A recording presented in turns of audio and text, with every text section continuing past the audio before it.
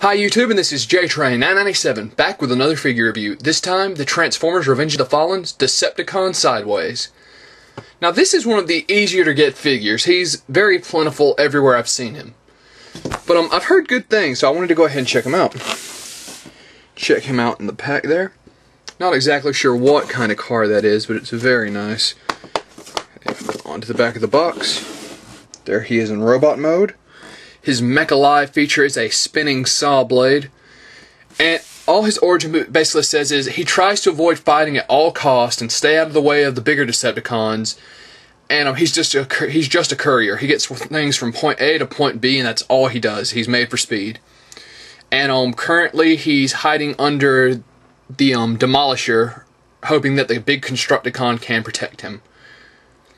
Strength 4, Intelligence 7, Speed 7, Endurance 5, Rank 3, Courage 4, Fire Blast 3, Skill 4. Okay, so a very interesting figure. Nothing much to the box. So without further ado, let's pull him out of the pack. And here's his vessel mode. Now he actually rolls pretty smooth. Well, not all that smooth, you can hear the rattling. But overall, it's still a very nice mode. You can see the Decepticon logo on the back there. And overall, a very nice car. I really like the way it looks. Of course, all his robot bits under there. So, let's transform him. And here he is in robot mode. Now, I have to admit, his transformation gave me a lot more problems than I thought it would. His arm actually popped off once, and I thought that there was the way they had the arm socketed is so strange that I thought I had actually broken the socket somehow, and that the figure was just completely broken. I would have to take it back to the store. But once he's in robot mode, he does have a nice presentation to himself. On to one of the big flaws I find in the figure is the way they have his feet posed, which according to the instructions, those are right. His wheels are pretty much resting on the ground, if not the only thing holding him up.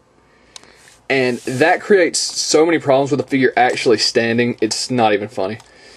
If he even starts to slightly slide, the wheels will take over and he'll just fall over. Another design flaw in the figure I found is that, I don't know if I'm missing a snap piece or something here, but his torso will just lift straight into the air, which is not good. So, overall, it's a somewhat decent figure, but it has a good presentation once you're done. But there are a lot of design flaws with this figure, which I'm not entirely pleased with. So overall, I would say skip him, personally. I haven't reviewed Sideswipe yet. I do have him. I'm going to review him. I've heard good things about him, and I thought that the overall look of the figures was somewhat the same. But I'm just not able to recommend him with as many issues as I've ran into him.